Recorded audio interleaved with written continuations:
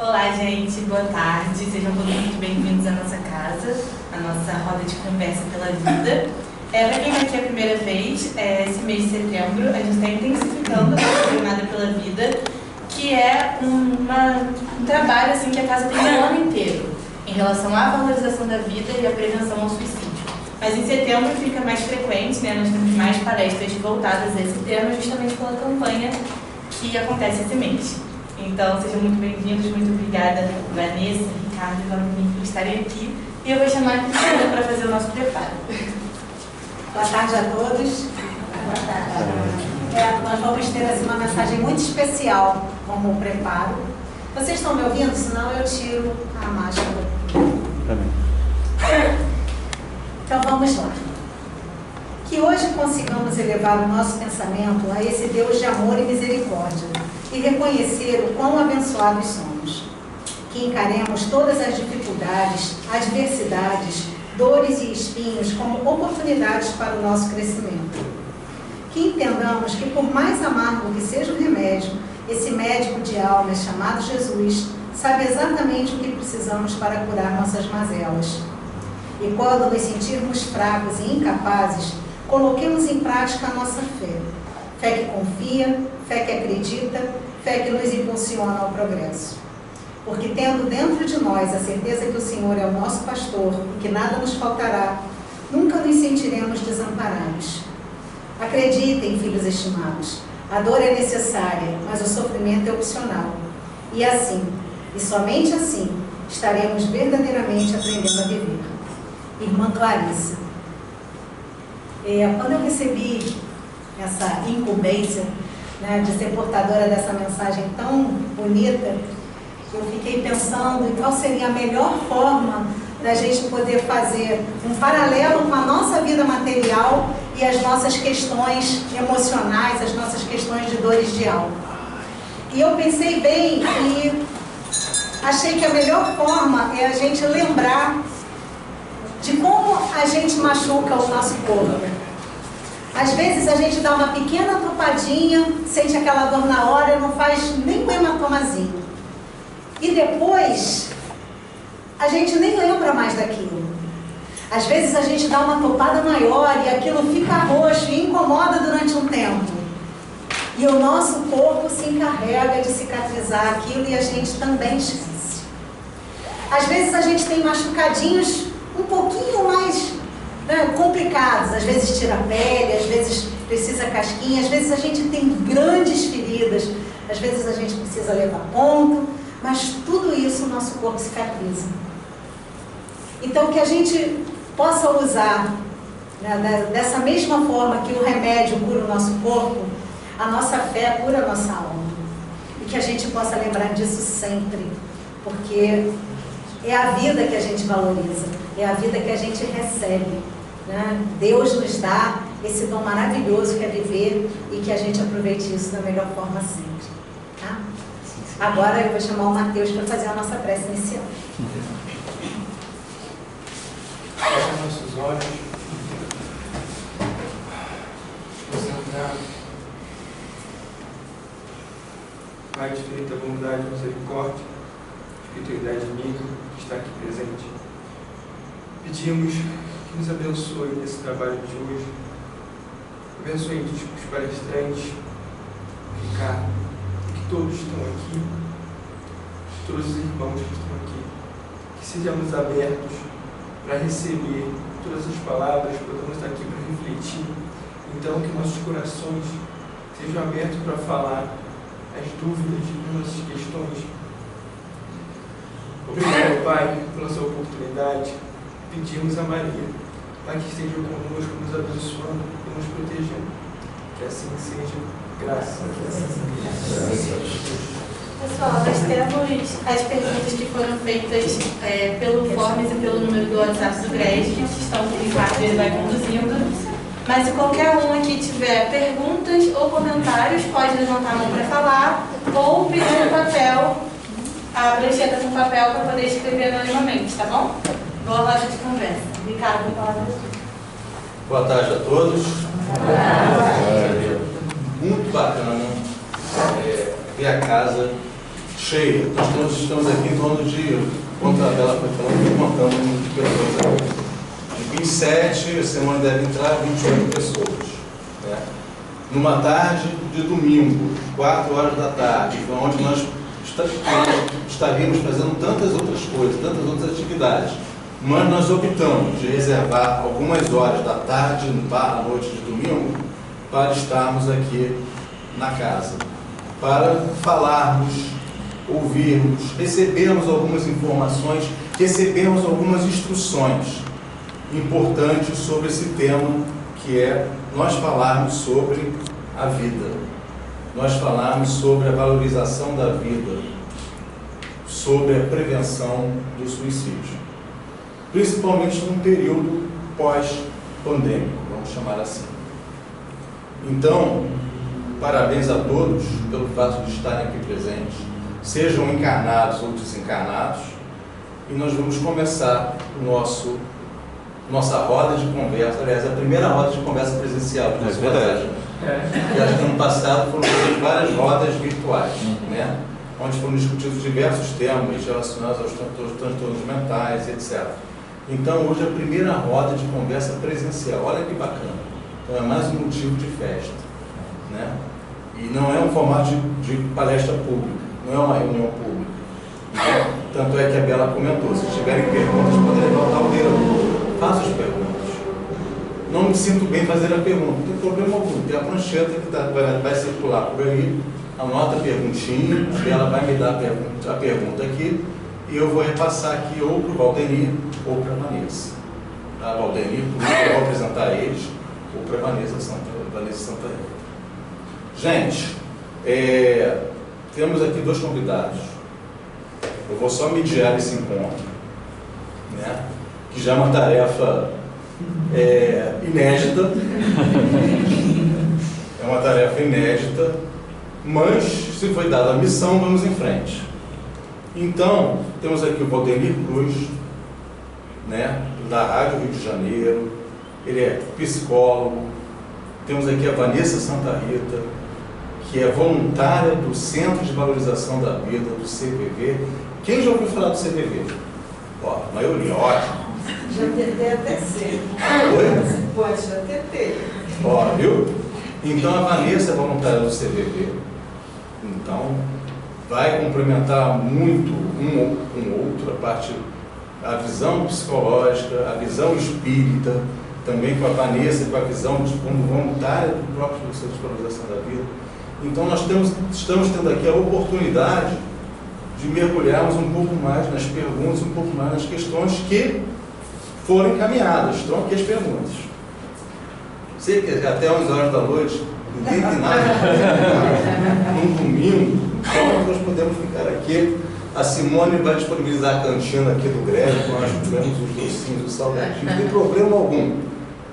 Brincadeira. Vamos até 5h30, né, 5h40, vamos tentar estabelecer esse horário.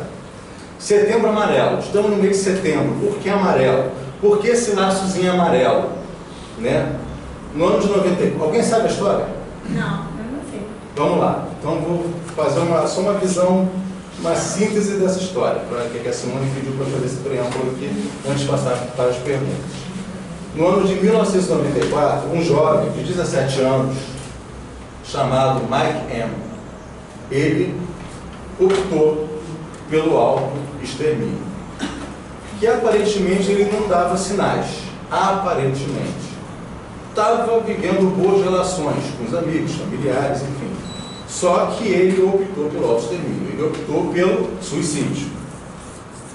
E ele tinha um carro, ele gostava muito de trabalhar com automóveis, com mecânica, e ele tinha um Mustang amarelo.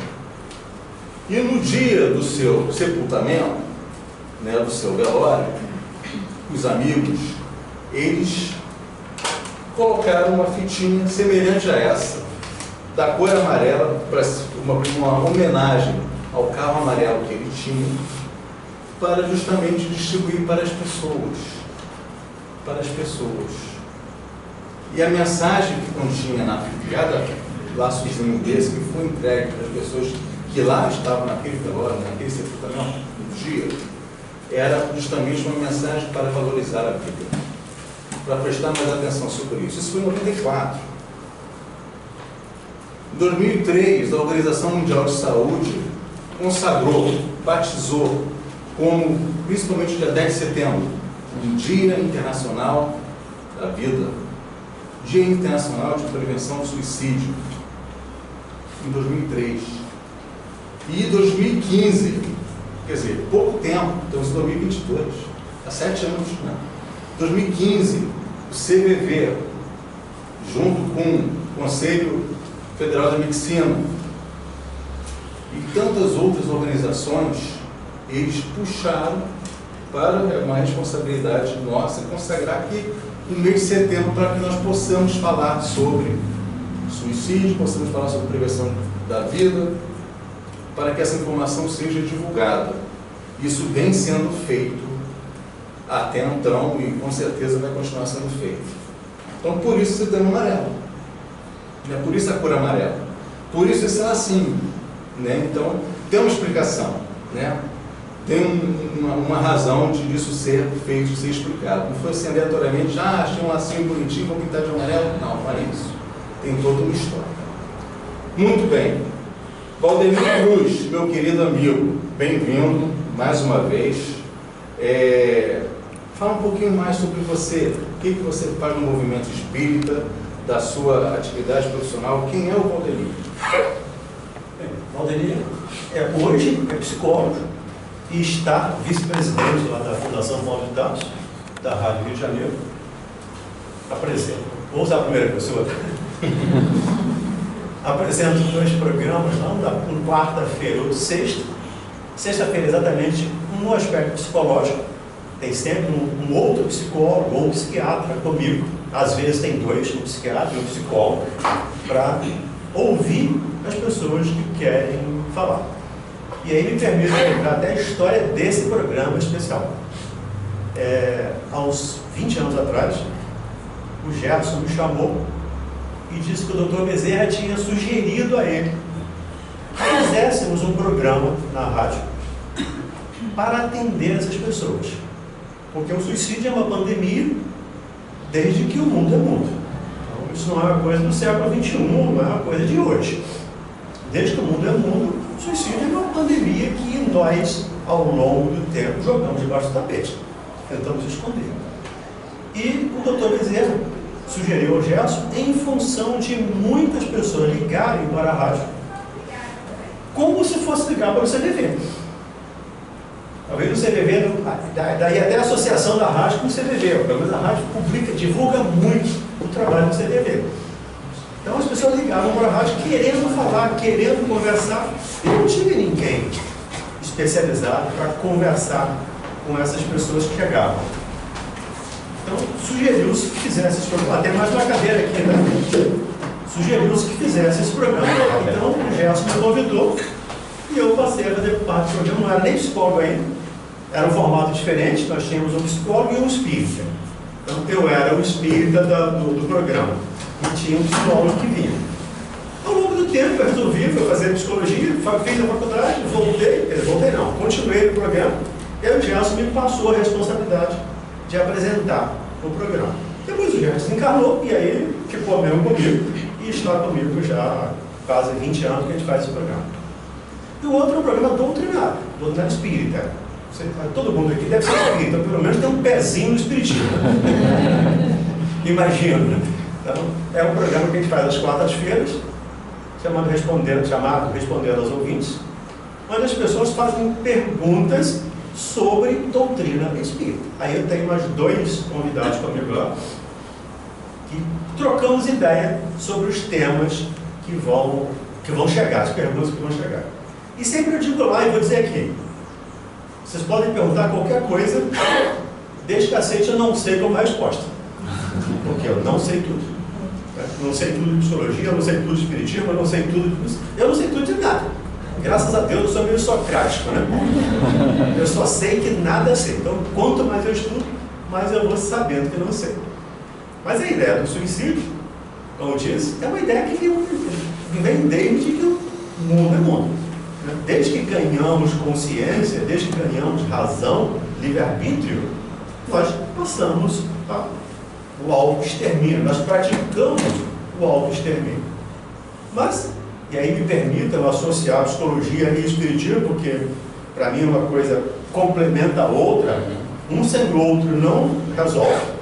A doutrina espírita não dá conta de tudo sozinha, assim como a psicologia não dá conta, a psiquiatria não dá. Então, a gente associa essas três forças para ajudar.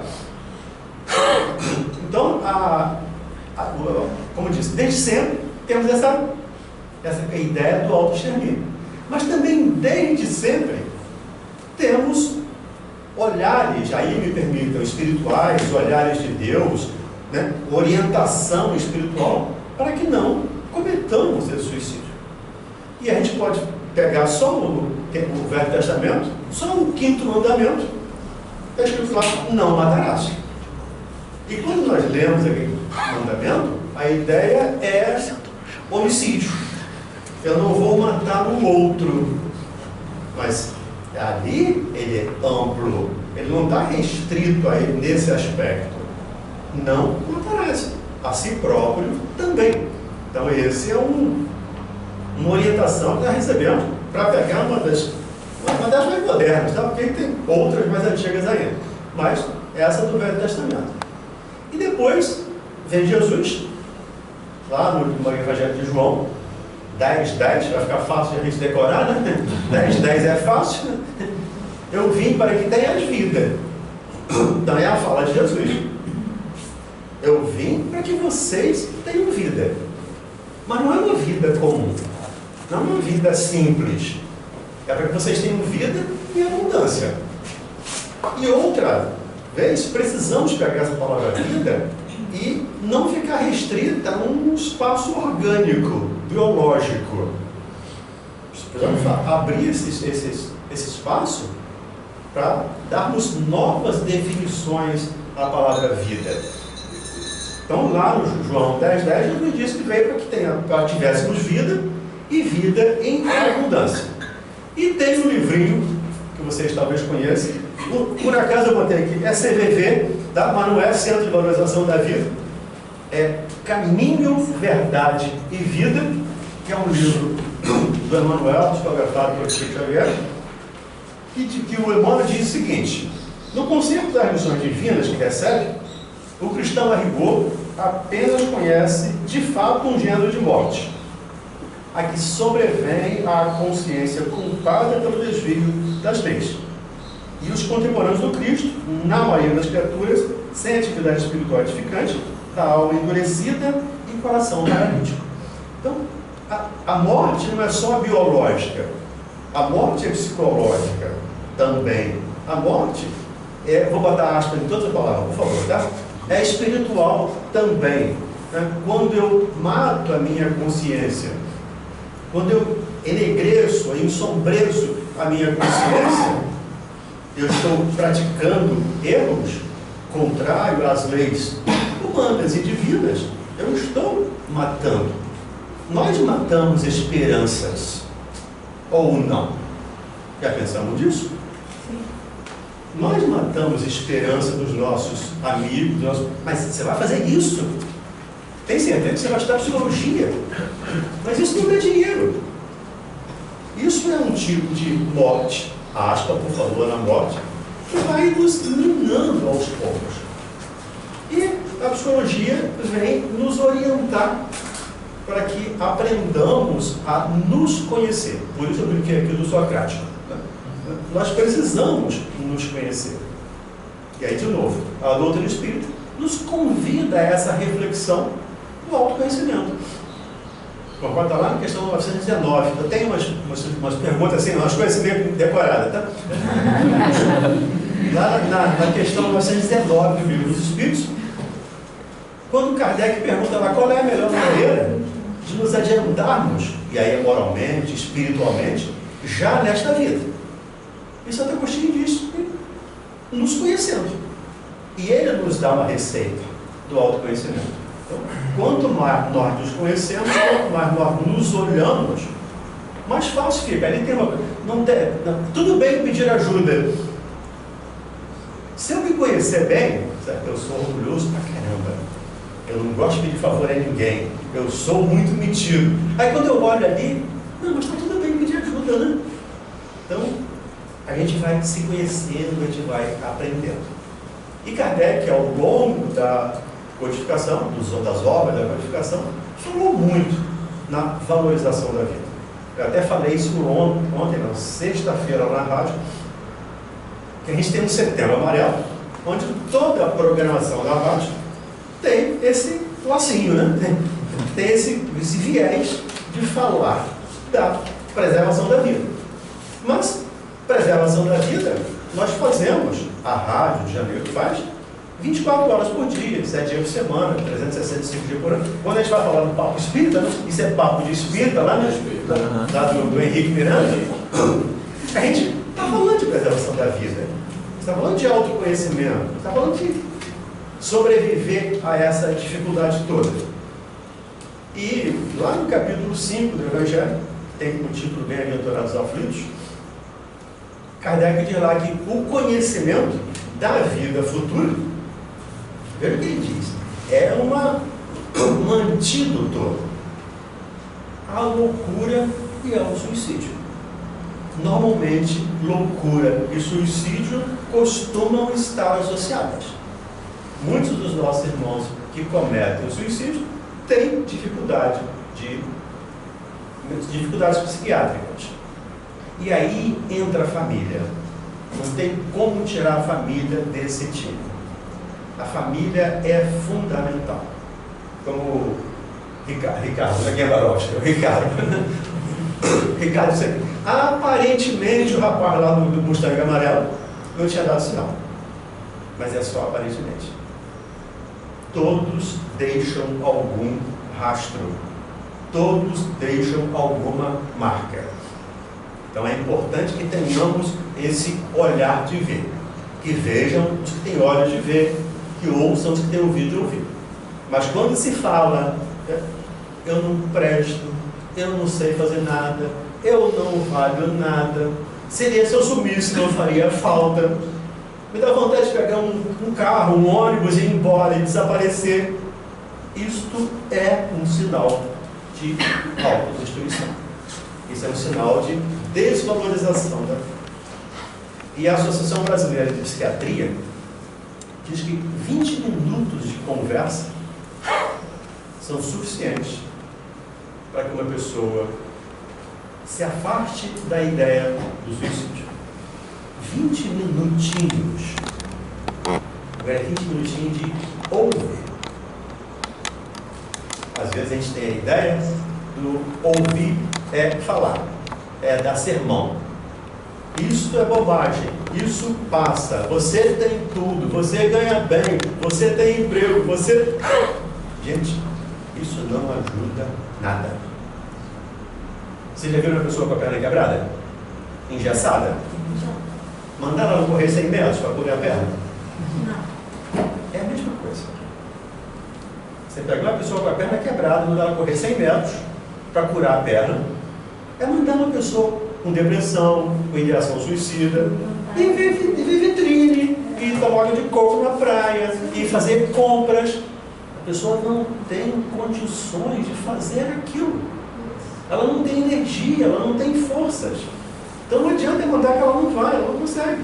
E isso piora muito. Porque aí ela vê que não tem apoio, e ela vê realmente que não faz falta nenhuma. Então o trabalho que a gente tem que fazer tem que começar em casa. Olhe seus filhos, olhe seus irmãos, seus pais também, por que não? Todo mundo, todos estamos sujeitos a essa ideia. Todos. Dificilmente já não passou na cabeça de alguém a ideia de desaparecer. A ideia de que se eu for embora, não vai fazer falta nenhuma. Normalmente isso já passou na cabeça de quase todos nós. Então passa na cabeça de qualquer um. E essa conversa é importante. Por isso o trabalho da psicologia. Porque o psicólogo não vai dizer para ele que aquilo é frescura. Não vai dizer para ele correr na praia, para ele andar, para ele fazer, que aquilo vai passar. O psicólogo não vai fazer julgamento. E isso a gente associa de novo ao Evangelho. Com a mesma medida que medides, que serás medido. Então, não julgues para não ser julgados. Esse é o trabalho do profissional da saúde mental. Ouvir com carinho, com respeito, com profissionalismo. Porque nós, em casa, às vezes, irmão, filho, né, no meu caso, neto, a gente tem uma queda de autoridade. Eu sei o que é bom. Eu sei o que é bom para você. Eu não sei o que é bom para mim. Ainda não sei. Se eu me conhecesse bem, eu saberia. Eu não me conheço. Então, eu não sei o que é bom para mim. Hoje, é bom para mim estar aqui. Domingo de tarde, né, em vez de ver futebol, estar aqui conversando, né, sobre autoextermínio. Mas a gente não sabe. Então, nós não sabemos o que é bom para o outro. Quando eu era criancinha, 6, 7 anos, 8 anos, 10 anos, ok. A partir de 12, 14, escute-a com carinho, sente, ouça, deixa ela falar, deixa ela chorar, deixa ela reclamar. Ela precisa de reclamar, ela precisa de xingar às vezes. Porque nós estamos vendo criança, gente, com 9 anos se matando. Uma coisa que precisamos ter muito cuidado com a internet. A internet é maravilhosa. Ajuda, fantástico. Tem coisas maravilhosas. Mas também tem coisas ruins. Tem aplicativos, tem plataformas que faz desafio com a criança. E nesse caso que eu estou citando, uma criança de 9 anos de São Gonçalo, amarrou o cinto da mãe no pescoço e se pendurou porque era o desafio do TikTok. Aí, fechado aqui eu vou dizer, né? Se fosse pouco eu não diria o TikTok, mas no TikTok, um desafio. Vamos ver até onde você aguenta ficar sem respirar. E aí, a criança se matou com 9 anos de idade. Então, vai tirar o telefone do filho? Não, não tem como. Vai tirar o tablet? Não tem, ele está aqui, ele é instrumento de trabalho. Não tem jeito. Mas senta com eles. Veja o desenho com eles. Veja o aplicativo com eles. Explique para ele o que aquilo quer dizer. E dependendo da faixa etária, restrinja. Bota a senha para determinados programas, determinados tipos de programa. Restrinja. Porque isso influencia muito mais do que nós imaginamos. Isso, inclusive, já está no CID-10, que é o Código Internacional de Doenças.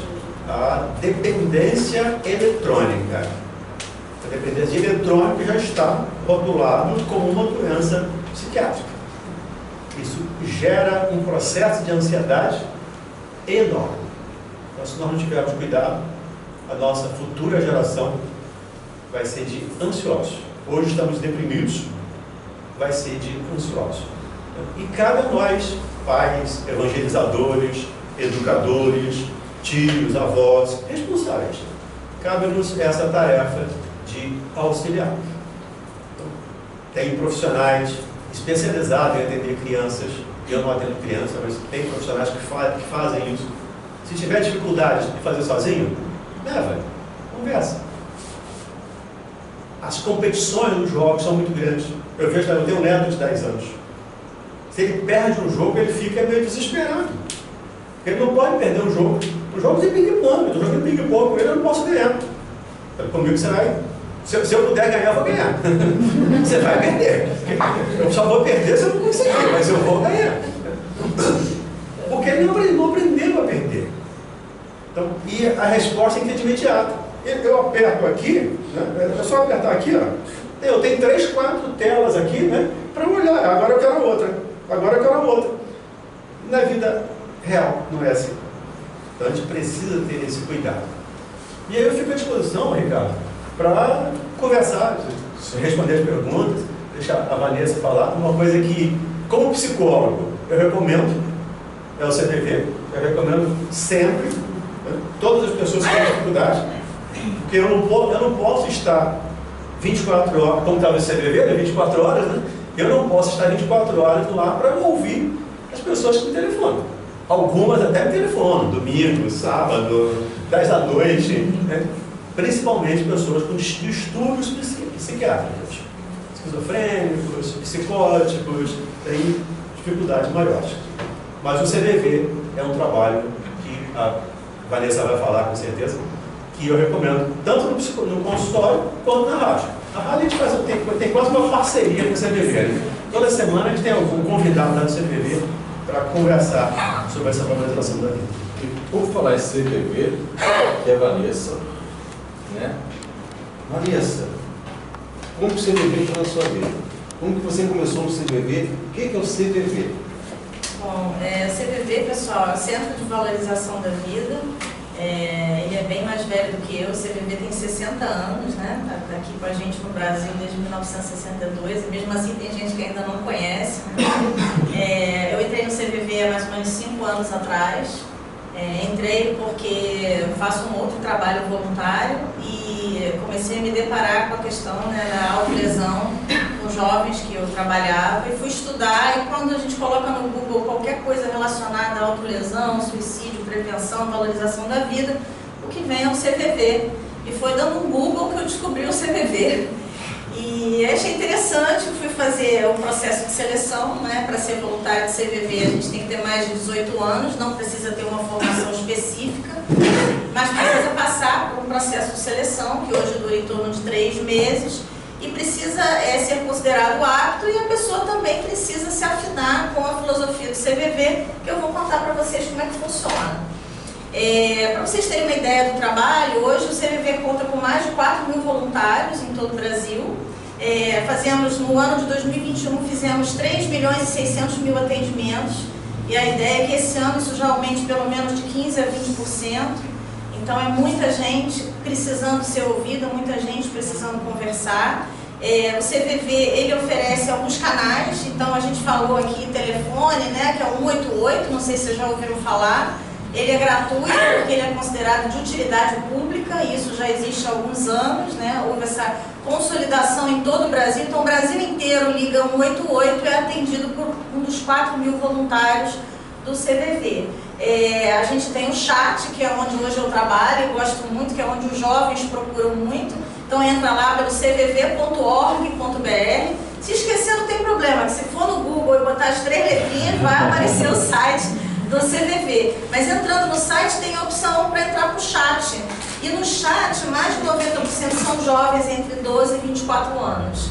É a turma que gosta de teclar, gosta de escrever, em vez de falar no telefone. Então é um lugar onde eu trabalho, que eu gosto muito, né, do público. Temos e-mail também, é possível entrando no site também mandar um e-mail para o CVV. Aí é um pouco parecido com aquela coisa de carta, né, que antigamente a gente trocava carta, então o pessoal que gostava de uma carta gosta muito de utilizar o e-mail. E tem o presencial, que é ou nos postos de atendimento, são mais de 120 em todo o Brasil, a gente está em quase todos os estados do Brasil, e tem presencial no posto ou tem o voluntário atendendo por telefone. Então hoje, se vocês ligarem no 188, vai atender um voluntário em qualquer lugar do Brasil. Quem estiver no plantão naquele momento, a gente faz um plantão por semana, chat 3 horas, no telefone 4 horas de plantão, é a dedicação do voluntário, e vai atender quem estiver naquele plantão. Agora, o telefone 24 horas, 365 dias por ano, a gente trabalha assim no Natal, trabalha assim no Ano Novo, trabalha assim no feriado, isso é um dia que a gente trabalha muito, né? Porque nem todo mundo está feliz nesses dias, nem todo mundo está acompanhado, né? Nem todo mundo está satisfeito, então muita gente precisa conversar.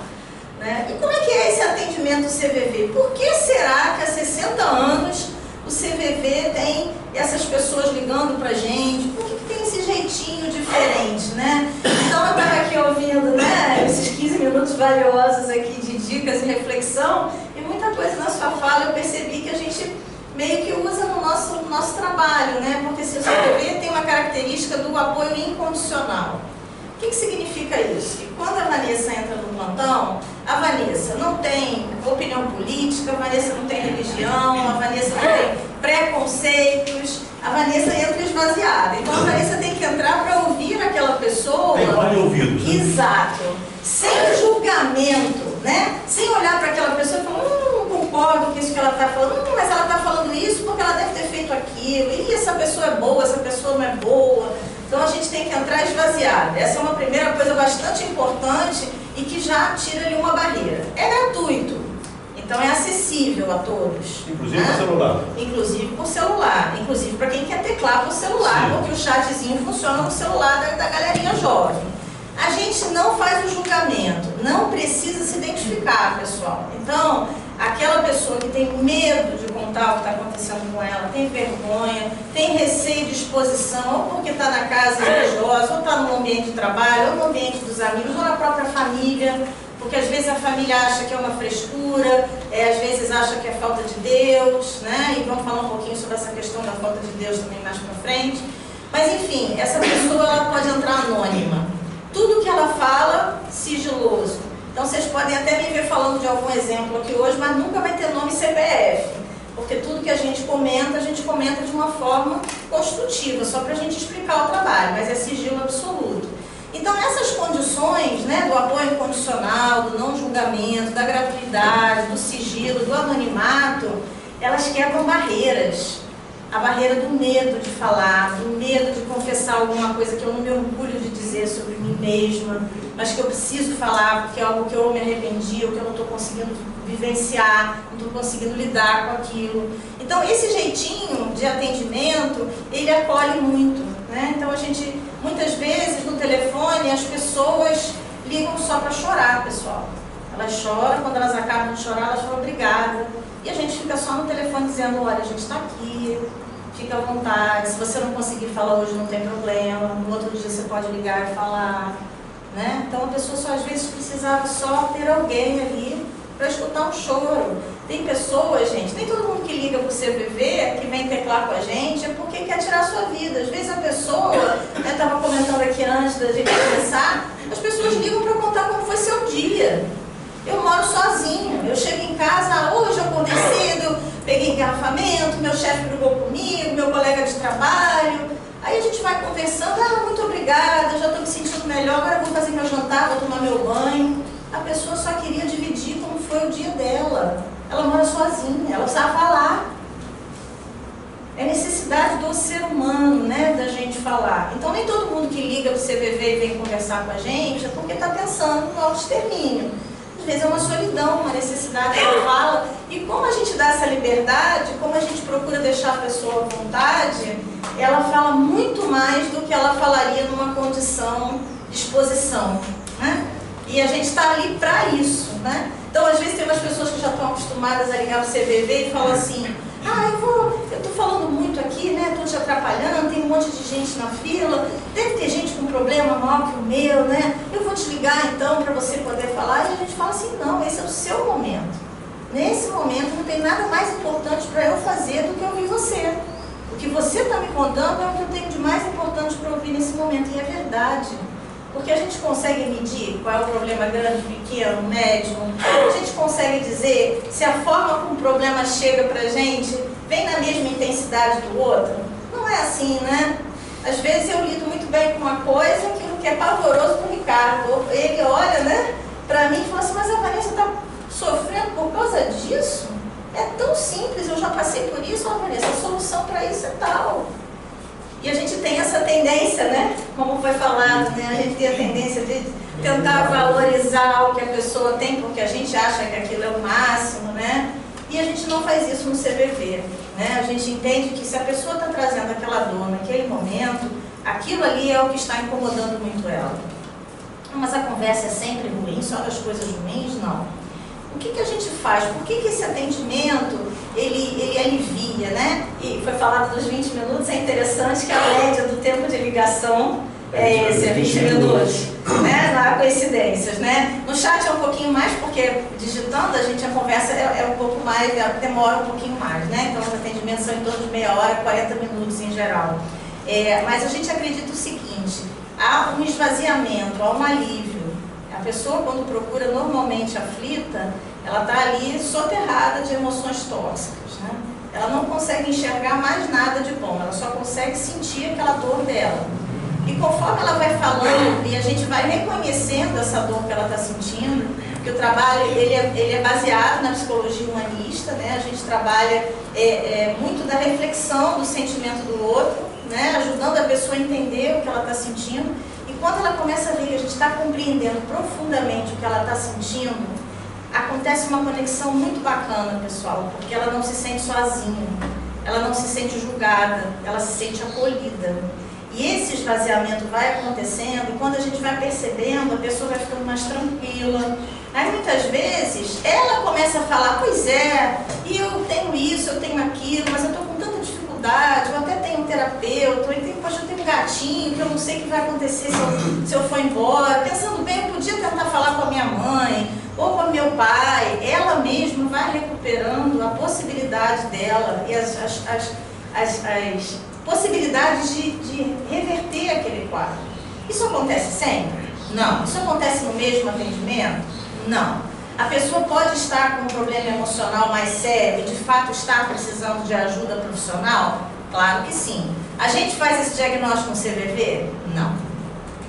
O atendimento do CVV, a relação de ajuda do CVV é enquanto o atendimento está acontecendo. Como se fosse um pronto-socorro. Né? Que a gente vai, toma aquela medicação para dor, seja o que for. O que a pessoa no pronto-socorro fala para a gente? Marque a consulta com o seu médico. Né? Porque aquilo é para aquele momento. Então, se ligar hoje vai falar com a Vanessa, se ligar amanhã vai falar com outro voluntário. A relação de ajuda é durante o atendimento. Então, como que o CVV trabalha com os profissionais de saúde? Complementar. Um não substitui o outro, cada um tem o seu papel. O profissional do CVV não precisa ter formação de psicologia, de psiquiatria, ele precisa ter disponibilidade emocional, de tempo, né, para estar ali fazendo o atendimento. Né? Então existe essa troca. A gente não faz a recomendação porque a gente não faz diagnóstico. Né? A gente não diz, você tem isso, você tem que ir no psicólogo, você tem que ir no psiquiatra. A gente atende a qualquer pessoa, em qualquer estado emocional, com o mesmo jeitinho acolhedor. A gente não vai dizer, você tem que ir no médico, você tem que tomar medicação, o seu caso é disso, o seu caso é daquilo, porque a gente não tem essa competência. Nosso trabalho é de esvaziamento, é de encorajamento, para que essa pessoa, ela mesma, a gente acredita que ela esvaziada, ela mesma, ela vai conseguir dar esse passinho. Sabe quando a gente fica sem bateria no celular? Aí a gente fica assim, tem uma tomadinha, tem um carregador? A gente vai lá dar aquela que eu preciso só responder esse zap, eu preciso só fazer essa ligação. Eu costumo brincar que às vezes o CVV é isso, a pessoa está ali naquela tristeza, ela não tem força, ela acha que não merece ser ajudada, ela acha que ela não vai conseguir dar um primeiro passo para buscar uma ajuda, ela está totalmente enfraquecida. E como muitas vezes acontece essa primeira conversa, que pode ser no CVV, mas pode ser cada um de nós, tá, pessoal? A gente pode fazer esse papel sem nem perceber, né? Ouvindo uma pessoa num momento, com olhares de atenção, e essa pessoa ter essa coragemzinha. Então é esse tracinho de bateria que às vezes a pessoa precisa para dar o primeiro passinho e buscar essa ajuda. Que ela pode encontrar no profissional de saúde, ela pode encontrar na família, ela pode encontrar num colega de religião, num colega de trabalho, aí ela vai fazer essa busca e a gente está lá, se ela quiser voltar no dia seguinte e dizer, não consegui ainda, não tive essa força, mas voltei aqui, estou conversando com vocês. Então, isso é muito importante, eu acho que eu respondi umas 2 perguntas com isso aí. Mas assim, a gente teve palhinha, tá, gente? Antes, tá? A gente teve palhinha das perguntas.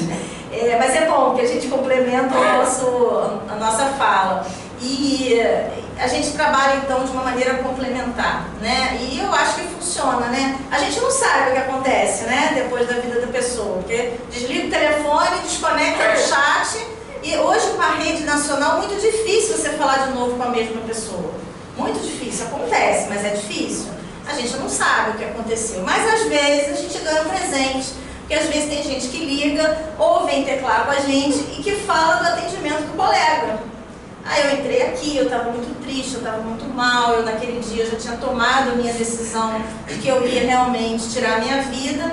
E eu tive uma conversa que me aliviou naquele momento, porque eu não estava pensando direito, eu estava sufocado, eu estava sabotado pelos meus sentimentos, e eu consegui dormir, descansar, e no dia seguinte eu fui buscar uma ajuda, ou começa a acontecer coisas diferentes na vida da pessoa, essa busca chega, essa ajuda chega, e a pessoa às vezes liga um ano depois para agradecer. olha, nesse dia, um ano atrás, aconteceu, eu ligar. Aí a gente fica super feliz, né? A gente fala assim, bom, o trabalho de algum colega funcionou muito bem, né? Surtiu o efeito que é o que a gente quer. E estamos aí há 60 anos, as ligações aumentam a cada ano, então a gente quer acreditar que deve funcionar o nosso trabalho, né? A nossa estatística ela é de contagem de ligações, a gente não vai atrás para ver o que aconteceu com a pessoa, né? Então, mas a gente acredita que haja efetividade, porque, né, cada vez mais voluntários, cada vez mais pessoas procurando, e os feedbacks em geral são positivos. É claro que pode não, o nosso estilo pode não agradar a todos.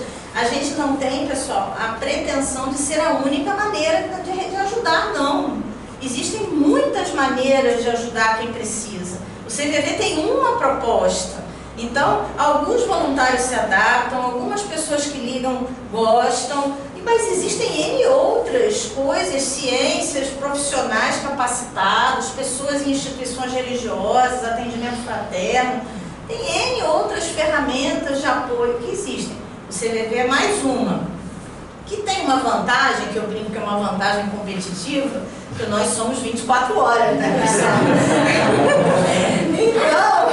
Então, eu tentei de tudo. Não encontrei nenhum dos outros veículos.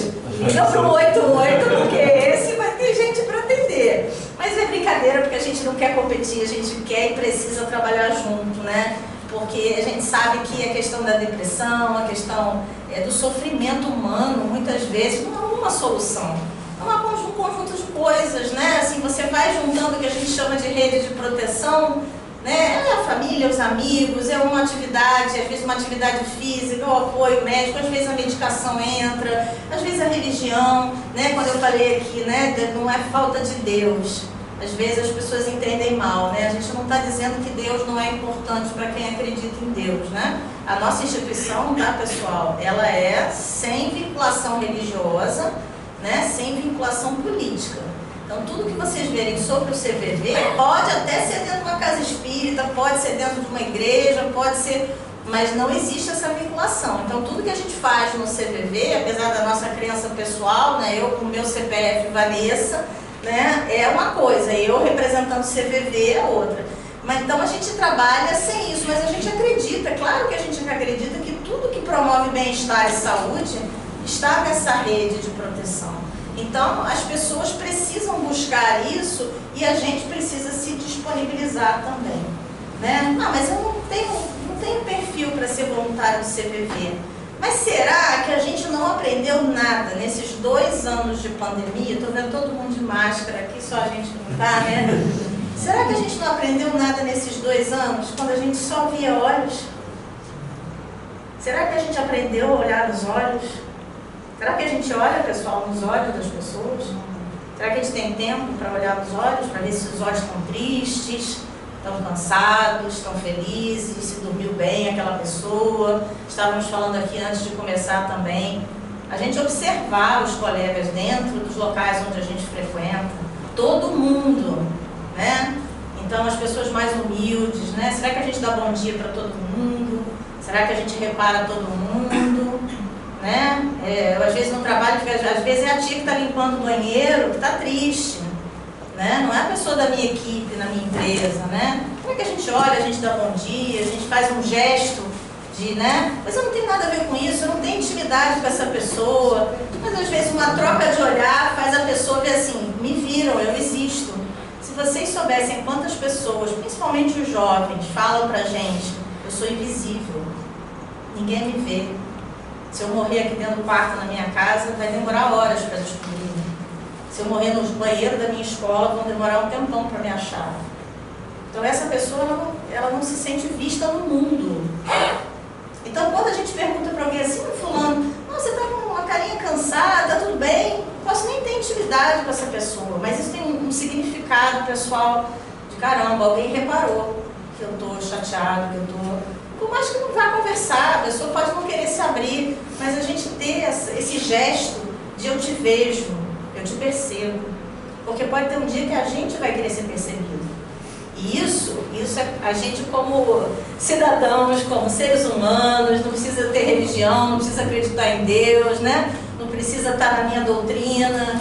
Isso isso é nosso papel individual, né? Então, acho que todos nós podemos fazer um pouquinho, né, nesse ciclo, né, de valorização da vida, que é a gente se enxergar, se conectar. Às vezes as pessoas não querem solução. Eu costumo dizer que elas querem conexão. Sim. Nós somos seres que fomos feitos para viver conectados. Nem que a conexão seja de atrito, tá, gente? Atrito também faz andar, né? Atrito significa que você está me incomodando, mas eu estou te vendo, né? O pior é a indiferença. A indiferença é que adoece, né? O atrito, tudo bem, ele faz parte do nosso crescimento, né? É a gente se olhar, a gente se ver, a gente se valorizar, a gente se respeitar. Né? Então, a gente vai passar agora para as perguntinhas, mas essa mensagem que eu queria deixar para vocês, assim, a proposta do CVV é para quem se formaliza como voluntário, mas eu acho que todos nós podemos fazer um papel na sociedade de sermos veículo de ajuda, de sermos essa primeira mão estendida para quem está precisando, muitas vezes com um simples olhar, com uma simples afirmação de, olha, eu estou te vendo, eu estou te percebendo, se você precisar de alguma coisa, eu estou aqui, né? Porque eu acho que quem nunca precisou disso, né? Quem nunca esteve nessa posição, né? E é importante que todos nós, sendo espíritas, ou como o Rodrigo falou, tendo um pezinho no espiritismo, podemos recorrer também, além disso tudo, ao atendimento fraterno, como a Vanessa colocou. Não tem condição financeira, tem os CAP, Centro de Atendimento Psicossocial, do governo, também ajuda, e funciona. Então, tem esses recursos à mão, que nós podemos, inclusive, fazer uso. Isso é bem importante. Os grupos de ajuda também, né? Grupos de ajuda, o NA e vários outros As desse aí, ajuda também. E não é vergonha isso, inclusive, isso pode acontecer com qualquer um de nós que estamos aqui. Ó, preciso de ajuda, não estou bem, não estou legal. Alguém pode ter uma conversa franca e fraterna comigo? Levantar a mão, não é vergonha. Todos nós somos humanos, todos nós somos espíritos em evolução, imperfeitos. Então, dentro da nossa imperfeição, da nossa capacidade de imperfeição, nós podemos levantar o dedo e falar, caramba, preciso conversar com alguém. Não estou legal, não estou bem. Pode conversar comigo? Cristiana, pode conversar comigo? Exemplo, né? Isso não é vergonha. Isso é um gesto que você tem um amor próprio. Né? Vamos às perguntas? Vamos lá. Lembrando, se alguém quiser perguntar, só levantar a mão, tá bom? Pode tanto falar quanto pedir para Primeiro, vamos começar por aqui, ver se alguém tem. Tem algum voluntário do CVV aqui? Só de curiosidade. Algum voluntário do CVV aqui? Além dele? Que está com a Vanessa? Nenhum? Ninguém? Algum psicólogo, psicóloga? Ela não vale. Eu queria fazer uma pergunta ao Sim, senhor. claro. Eu estava pensando aqui no suicídio, no autoextermínio que o senhor falou. Eu também acho que, de repente, o suicídio, não sei, porque eu sou leiga, eu estou perguntando ao senhor, o suicídio não pode ser encarado como uma autopunição? Sim, é uma autopunição. É uma autopunição, porque no extrema. momento que ele nega tudo, né, não serve para nada, né, para que eu vou viver, para que eu vou continuar a vida. Então eu encarei assim, vendo o que o senhor falou, bem relacionado a uma autopunição com autoextermínio. Sim, é uma autocondenação e uma execução da pena. Eu me condeno à morte e eu me mato. Isso é um sinal da menos-valia absoluta. Eu não valho, como eu disse, absolutamente nada. Com a adolescência, né? E principalmente isso dentro da semana, dentro de casa, dentro da família. Se eu morrer dentro do quarto, ninguém percebe. Isso é muito, muito triste. Então, precisamos observar isso, precisamos estar atentos, porque realmente é uma autopunição severa, né? A extrema. No fundo, o suicida não quer nem tirar a vida, ele quer se livrar do problema. Quer se livrar da dor. Da dor. Às vezes a dor é tão intensa, esse eu não aguento mais. E quem não tem essa informação espírita, no caso aqui, outras coisas eu nem sei, eu não conheço. Mas no caso do espiritismo, né, eu já disse, tem fé no futuro, quem sabe que a vida continua, quem sabe que isso tudo aqui é passageiro, quem sabe que isso aqui é um motivo de crescimento, é uma alavanca. Isso nos dá força, ou dá força àquela pessoa, para suportar, mas não dispensa a ajuda. A ajuda, especialmente da família, é importantíssima. Outro ponto importante, antes de passar a palavra para a senhora, o nome é... É Denise, sou mãe do Marco. Ah, mãe do Marco! Você vovó de novo, então. Por acaso da Mariana Dessa também. Eu falei o Marco, o Marco está aqui. A mãe da Mariana do Marco. Todo mundo é pequeno, hoje o mundo está... Vamos lembrar o seguinte, sendo espíritas, trabalhando numa casa espírita, algumas pessoas vão o seguinte, estou exercendo uma função, um trabalho na livraria, né, no bazar, né, limpando o chão. E muitas das vezes, essas pessoas que chegam a casa em sofrimento, em dor, não tem vaga no atendimento fraterno, acabam indo para o bazar, na livraria, e ali elas, olha, estou passando por tal situação na vida.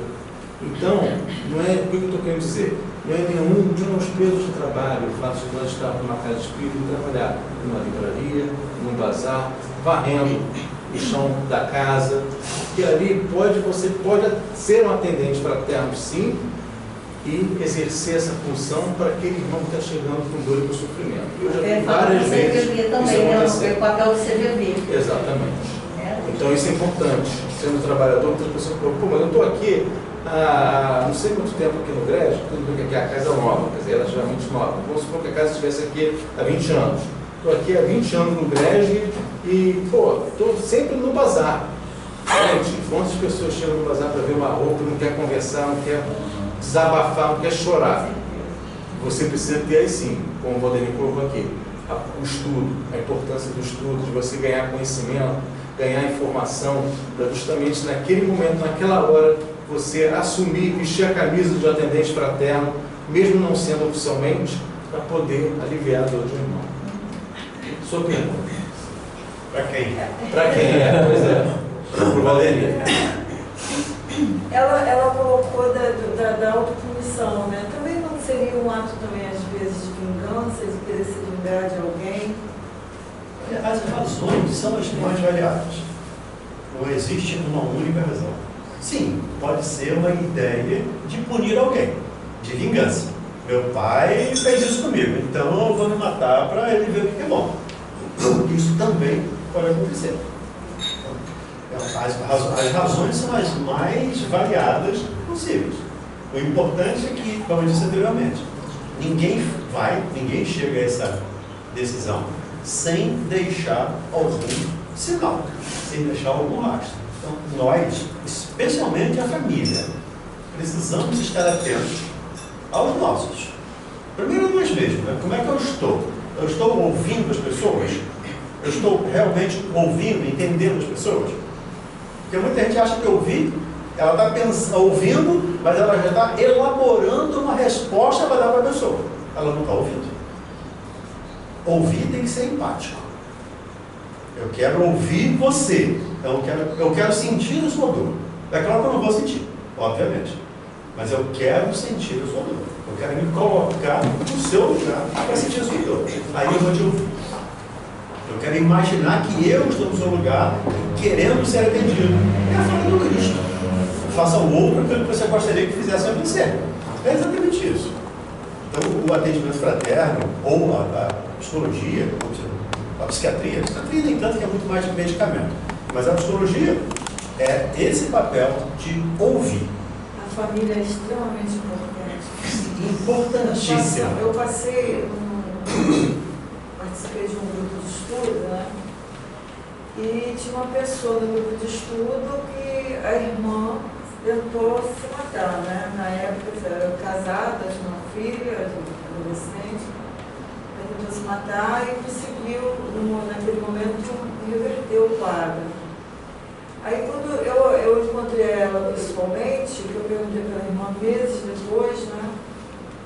A irmã saiu do quadro, se internou, saiu do quadro e tudo. Aí tá bom. Aí eu fui perguntar se isso irmã se matou. Muito bom a sua fala, me permita até uma parte. Que quem tenta uma vez, com quase 100% de chance de tentar uma segunda ou tentar uma terceira. Então, se tentou uma vez, É a importância da família muito grande, porque Porque eu particularmente, eu exerci um julgamento em relação a essa pessoa que eu tive contato, né? Eu percebi que ela ficou muito chateada com a irmã pela tentativa, é aquilo que você falou. Porque né, você tem tudo, você tem isso, você tem aquilo, mas para a pessoa aquilo é nada. E meu filho falou, então, meu filho trabalha com segurança do trabalho, ele até colocou no dia, não sei se o senhor estava presente, ele participou do final da oração e ele até colocou assim, a gente tem que ter muito cuidado com esse retorno, quando a pessoa tenta e não vai, porque para nós familiares é uma vitória, para ele é derrota. Porque ele tentou e não foi a termo, né? Tanto é E que a nós família está chamamos feliz. de exitoso E aqui que quando acontece a morte. E ela falou o seguinte, que quando a moça saiu, teve alta, ficou na casa do pai, ela era casada, tinha uma filha, o marido pediu a separação e a filha não queria retornar para casa. Então ela realmente ficou assim. Então a família, eu estou aqui como familiar, né? Quer dizer, no momento, né? A gente nunca sabe qual seria o próximo momento. Como familiar e como amigo, amigas, porque a gente não está longe de desejar ou de estar próximo de alguém que deseja. Porque a vida é momento, né? E outra coisa importante é que, como o Rodrigo colocou, tanto a primeira vai cantar a segunda e a terceira. E não conseguindo o que realmente ela deseja, ou seja, o autoextermínio, caso isso realmente aconteça, a família também é abalada. Fortemente abalada e precisa também de assistência. Não só, claro, o suicídio no plano espiritual, mas também a família aqui precisa ser fortemente amparada. Tem que ter o suporte espiritual. Tem que ter o suporte espiritual. E também o suporte médico. É porque nem todo mundo aceita uma religião. Exatamente. Sim, exatamente. E aí, pelo fato de não aceitar a religião, já fica mais difícil. Onde está Deus? Né? Como a Vanessa falou, a questão do Deus. Padre Fábio de Mello passou por um processo depressivo há um tempo. E certa vez, numa entrevista, o André Trigueiro, inclusive autor daquele livro ali, que vocês vai ter um sorteio aí no final, perguntou para ele o seguinte: onde estava Deus nesse momento? E ele respondeu: André, Deus estava onde ele sempre esteve. Eu não tinha condições de chegar até ele. Quer dizer, se aconteceu com o padre, pode acontecer com qualquer um de nós. Não que o padre seja, um ser assim, hiper mega evoluído. Mas assim, pode acontecer com qualquer um de nós. Faz parte da lei de proteção, não é antídoto, né? Não, é antídoto, né? exatamente. É um antídoto. Gente, eu acho que as perguntas vão ficar para o segundo. Cristina, vai. Então, eu gostaria de fazer uma colocação, especialmente ao que foi abordado aqui, né, e ver o posicionamento da parte psicológica, porque eu acredito o seguinte: eu participei de um processo de desencarne de um amigo que, enfim, se suicidou, e a questão não é bem o julgamento que a gente faz, é a falta de avaliação, né? Porque a gente sempre coloca aquilo que a pessoa tem, a gente esquece que o que motiva é o que lhe falta. Sim. Né? Então eu acho assim, qual seria a melhor maneira que a gente conseguiria, como família ou como amigo, conseguir chegar nessa pessoa para que a gente possa alcançar ele com essa falta. Cristina, eu vou falar uma coisa chovendo na molhada, mas é a realidade. Amar as pessoas. O amor, ainda, desde Pedro, da carta de Pedro, continua cobrindo a multidão dos nossos pecados. Quem ama, não julga. Quem ama, não critica. Quem ama, aceita. Quem ama, conversa. Ou escuta. Então, cuida. Tem acolhimento, acolhe. Então, esse é o pecado. É acolhimento. E, de novo, acolhimento não é fazer julgamento. O acolhimento não é dizer, faz isso que vai dar certo. Isso é conselho. E tem um dito popular que se conselho fosse bom, ninguém dava, né? Vendia. Então, não é conselho. Então, um profissional de saúde ou a CVV não vai aconselhar. Faça isso que vai resolver. Apesar de muita gente pedir. Chega no consultório especialmente, né? Não tem uma fórmulazinha que eu possa fazer para resolver isso? Não, não tem. A fórmula é trabalhar, amar, servir e se conhecer. Você se conhecer é importante. E aí você pode saber até onde você pode ajudar. Chega um ponto que você não dá mais para você. Aí você precisa, ó, meu limite foi aqui. A partir dali, não dá. Eu já recebi muita gente do consultório que vieram de outros profissionais que não entenderam a religiosidade daquelas pessoas. Você está perdendo tempo no centro espírita. Imagina um profissional de saúde falar uma coisa dessa. Ele está ok, estou perdendo tempo aqui, levantou, foi embora. E foi bater lá no meu consultório. Então esse cuidado com o julgamento é fundamental. Como eu disse para ela aqui, se colocar no lugar do outro. Como dizem os americanos, calçar o sapato do outro. Sinta. É ali que você vai poder ouvir, vai poder ajudar. E não é sujeito, não é perguntar, não é indicar, mas se acabou o seu limite, sugere. Será que se fizesse isso não seria importante para você? Você já pensou na hipótese de fazer isso? É porque falando do ponto de vista do familiar, é muito complicado Sim. a gente lidar com uma pessoa que tem ideação suicida, né? E realmente eu acho que chega um momento onde a pessoa se vê sem opção, já tentou de tudo. E talvez, e aí o senhor pode responder com mais propriedade, seria a indicação mesmo do profissional.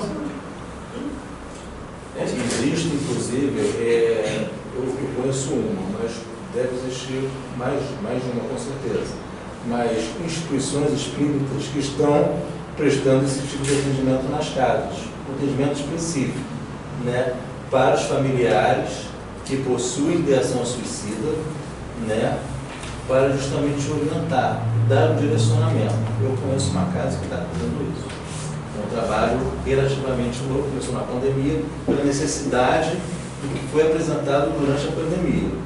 Né, os elevados quadros de transtornos mentais que foram apresentados na pandemia. Levou a essa casa especificamente a abrir um trabalho desse tipo. Então precisa realmente, há necessidade. Né, porque a sociedade já abriu um programa para atender exatamente esse tipo de ouvinte, sim, desse tipo de paciente. E um outro, abrindo parênteses até, talvez fugindo um pouquinho, quando o ato, né, acaba acontecendo, como vocês disseram, o familiar, quando não tem muito conhecimento sobre o tema, principalmente quando não é espírita, tende a ficar com raiva, né, da pessoa que se matou, tende a achar que a pessoa foi egoísta de ter se deixado. E no entanto, esse eu acho que é um momento de maior necessidade do suicida, né? Não receber essa raiva, mas receber todo o amor e toda a orientação, toda a prece possível, porque com certeza a gente sabe que está numa situação muito complicada. Tem esse outro ponto de vista. O que a gente chama de pós-venção, né? Você pós-venção. tem um trabalho também de grupo de apoio, pessoal, para pós-venção, que a gente recebe em alguns locais nas cidades, com horários pré-determinados, famílias que foram impactadas ou pela tentativa ou pelo suicídio consumado e outros que estão pensando que têm ideação suicida. Então é muito interessante porque nesse grupo, muitas vezes, a gente tem a família dizendo que faria tudo para ter a chance de saber o que estava acontecendo com aquela pessoa e a pessoa que está pensando em tirar a vida dizendo que não vai contar para a família de jeito nenhum que está naquela situação porque tem certeza que não vai ter apoio. Então vocês podem imaginar o efeito que tem o testemunho verdadeiro de pessoas que estão passando, né, e como essa troca pode ser rica, né? E a gente tem dados estatísticos, né, que para cada pessoa que venha morrer por suicídio, no mínimo 20 pessoas são impactadas à sua volta. Então, quando isso acontece numa empresa, numa escola, numa família, é impossível não ser impactado. Por mais que a gente não conheça a pessoa direito, só de saber que você encontrou com a pessoa em algum dia, você fica se perguntando, será que eu deveria ter percebido alguma coisa? A culpa é muito forte, né?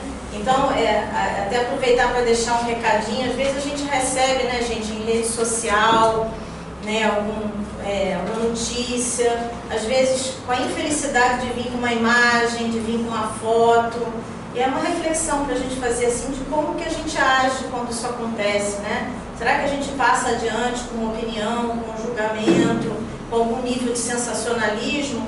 Ou será que a gente é a estação final daquilo? Que a gente precisa pensar que aquilo pode chegar na mão de alguém e aquilo pode ser um disparador para alguém que esteja num momento ruim. Então, para a gente refletir também, como é que a gente lida com o fato consumado, né?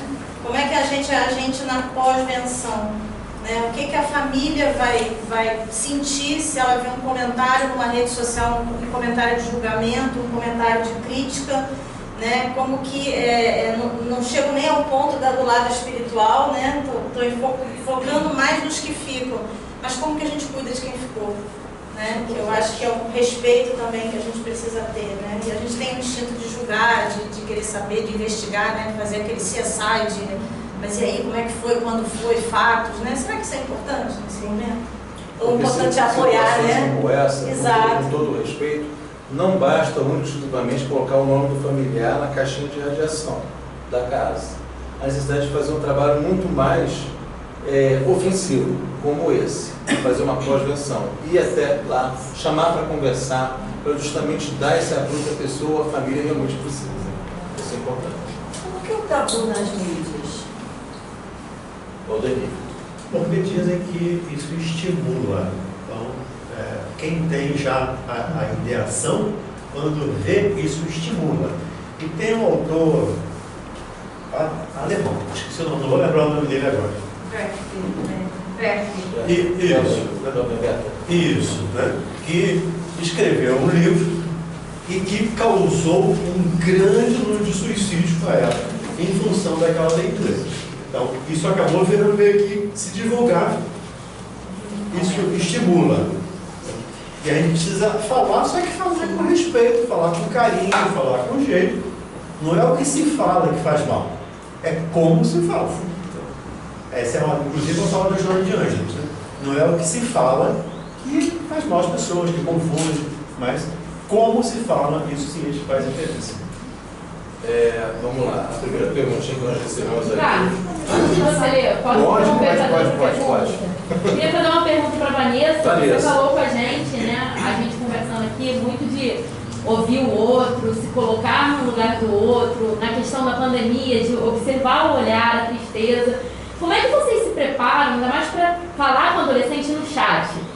É por figurinha, é por emoji? Porque não tem emoticon. É bom para os mais velhos, porque lembra o pessoal quando não tinha emoticon, que era o teclado?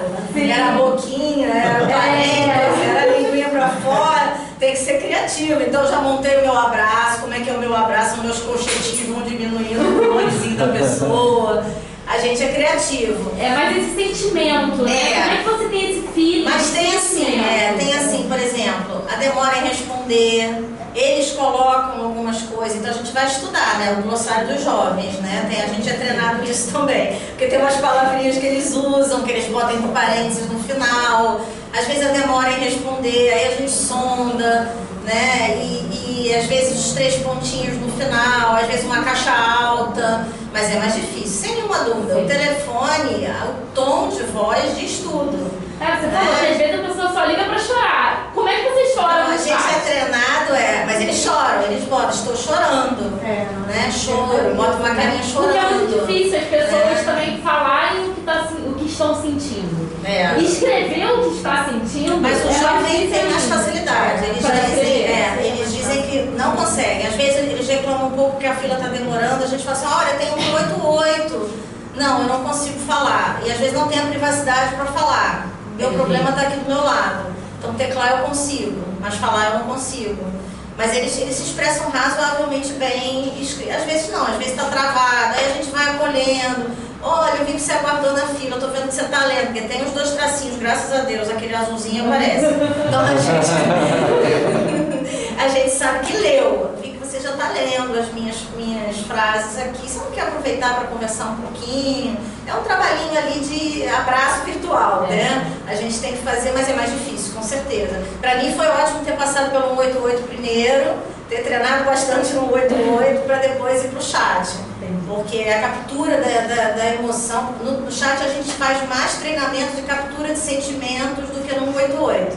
No 188 a gente é mais treinado para os desafios do que pode ser a ligação. Porque vocês imaginam, pessoal, gratuito, Brasil inteiro, a gente não tem só pessoas ligando porque estão sofrendo. A gente tem trote, a gente tem pessoas mal intencionadas, então o voluntário é treinado também para lidar com essas situações, né? Como fazer o encerramento. O chat não. O chat a maioria liga porque se conecta realmente para conversar sobre as suas dores. Então a gente é muito treinado. O brasileiro que mora no exterior, pode ligar para o CVV? Não pode porque o 188 é rede nacional, mas ele pode ser voluntário do chat. Ele só vai ter que ver o fuso horário, né? Porque ele vai ter que casar 24 horas horário. O chat não. O chat funciona em geral até 1h da manhã. Todo dia até 1h da manhã. Mas o período entre 1h e 9 horas da manhã, o chat não funciona. Que é a madrugada que o telefone cobre muito. Que chove de ligação de madrugada, pessoal. Acho que a hora que o pessoal deita para dormir, aí é que tudo vem, né? Tudo que a gente disfarçou durante o dia, que não estava sentindo, a gente sente quando tem a cabeça no travesseiro. Talvez que eu consiga ligar sozinho, né? Para os outros membros da casa. Vamos lá. Deixa eu só fazer um comentário, posso ligar? Então, eu fiquei pensando aqui que isso está me ajudando, esse bate-papo está me ajudando a perceber que a gente não precisa esperar a pessoa dar esse sinal de suicídio, entendeu? A gente tem que muito pelo contrário, tem que observar antes para ver se a gente consegue contribuir para essa pessoa não fazer aquele ato tão difícil, tão perigoso. Até conversar com a pessoa, né? Está acontecendo alguma coisa com você? Você quer conversar comigo? Ninguém dorme saudável e acorda, né? Vou citar dois exemplos. A gente pode fazer isso em qualquer momento. Eu trabalho numa empresa que eu sofri um acidente e me afastei rapidamente, né? E nesse afastamento eu fiquei sem trabalhar, sem praticar atividade, tinha que ficar parada em casa, deitada. Você imagina a minha cabeça, né? Aí os diretores ligavam às vezes para pedir um trabalho. Eu estava pelo INSS. Aí somente uma pessoa, um diretor, me passava uma mensagem perguntando como é que eu estava, se eu precisava de alguma coisa. Aí eu soltava, falava, ele ficava quieto, não respondia nada. Você sabe de que eu estou falando. Do mar. Do mar. Aí eu senti o quanto no trabalho, na esquina, na religião, a gente pode fazer alguma coisa nesse sentido. Que foi muito útil para mim. Eu me sentia exatamente o que vocês estavam falando. Eu estou aqui, alguém está me notando. Eu existo para alguém. Gestores, muito importante isso. Eu estava me sentindo notada com nada, entendeu? Ninguém, professor me substituía, todo mundo me substituía e eu nada. Aí a diferença, agora eu vou falar uma coisa, me perdoe nós espíritas o que eu vou falar. Mas também uma casa espírita que eu gosto muito, que eu frequento, que eu não vou citar o nome, muitíssimas pessoas se preocuparem em me perguntar, você quer alguma coisa? Posso te visitar? Pouquíssimas as pessoas. E aí nessa casa aqui, que está me atraindo por esse... Quando a gente chega, o olhar e o abraço que vocês dão, pelo menos em mim, faz eu sentir assim, meu Deus, tem sentimento nesse abraço. Entende? Então assim, essa roda de conversa que eu não consegui ainda encontrar em outros lugares espíritas, ensinam muitas palestras, muito interessante, eu não sei nada, preciso estar ali para aprender, mas eu preciso disso também. E alguns lugares que eu encontro é que faz essa diferença na minha vida. Que faz eu vir para cá e falar o que eu estou falando, que esse olhar que você está me dando agora, rapaz, e que a Simone deu um abraço quando a gente chegou, é isso que essa palestra está me mostrando. Que eu posso fazer isso por alguém e que alguém está fazendo isso por mim. Muito obrigada. Legal, bacana, legal. Já valeu a roda. E pegando um gancho no seu comentário, eu vou partir para essa pergunta aqui, que tem tudo a ver com o que você acabou de falar. Sou trabalhadora de casa espírita, faço atendimento fraterno e ajudo as pessoas, mas também preciso de ajuda. Como vencer a vergonha de pedir ajuda dentro da minha casa, da minha própria casa? Não sei se você que fez a pergunta. Não. Como vencer isso foi escrito aqui, tá? Por um de vocês. Como vencer a vergonha de pedir ajuda dentro da minha própria casa? Uma pergunta. medo de ser julgada, já que eu falo uma coisa, mas não vivo o que falo. Eu vou fazer um comentário, já respondendo, eu vou pedir depois a ajuda do Valdemir também. Isso foi, inclusive, certa vez, há pouco tempo, estava conversando com o Valdemir antes de a gente começar.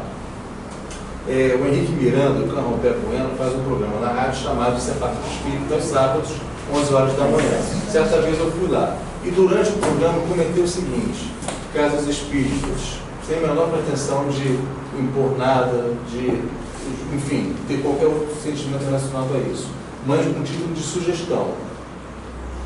Olhem pelos seus trabalhadores. Observem mais o que está acontecendo com os trabalhadores da casa. Olhem e olhem. Olhem e olhem. Olhem. Conversem. Chame os trabalhadores para conversar, porque isso é importante.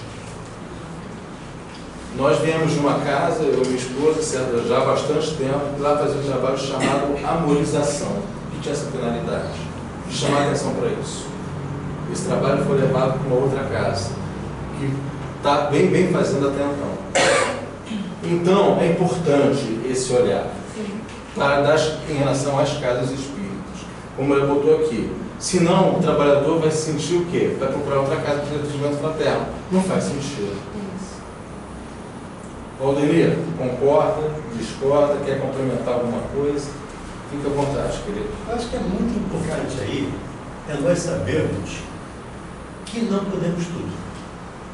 Nós sabemos que somos limitados. E muito limitados.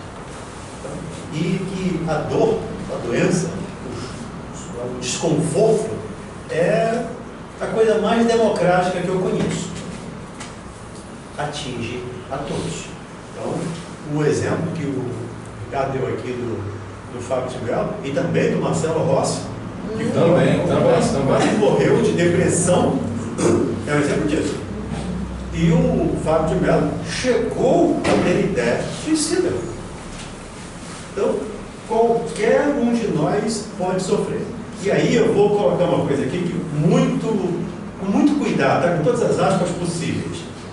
Mas pense, você não tem um orgulho atrás disso. Eu sou tão bom que eu não posso pedir ajuda. E aí é um outro motivo para ajuda. Então eu preciso pedir ajuda 2 vezes. Porque não está se conhecendo, não está se vendo. Então é uma reflexão, tá? É só uma reflexão para a gente pensar sobre isso. E eu diria assim, eu sou tão chata que eu peço, entendeu? Não está sendo chato, você Isso está é sendo bom, certíssimo. eu falei aquela vez, eu grito por ajuda, eu preciso. Isso é E assim, ela cobra mesmo, tá certo. Você tem amor à vida. Eu vou até, inclusive os próprios expositores espíritos. Não quer dizer quem está aqui na frente, como o Valdemir, como eu colocou, eu não sei nada, e realmente não sabe nada. Né? Quem está aqui à frente passando a informação da doutrina é um ser humano. Pode justamente levantar o dedo seguinte: eu preciso de ajuda, não estou bem. Gente, não há vergonha nenhuma em relação a isso. Nosso amigo levantou. Posso falar? Deve. Meu nome é Hugo, né? Eu nasci nessa casa espírita que eu nasci em 77. Essa casa física mesmo. Física. Ah, é? Vivi aqui até 1982, até fevereiro de 82, março de 82, eu mudei para São Paulo. Sim. Voltei na casa 73 nessa rua, dos meus 14 aos dos meus 7 aos meus 14 anos, e vivi numa outra casa que meus pais compraram. Passei muitas decepções na minha vida, não que levasse a querer o suicídio, mas de querer me isolar da sociedade, né?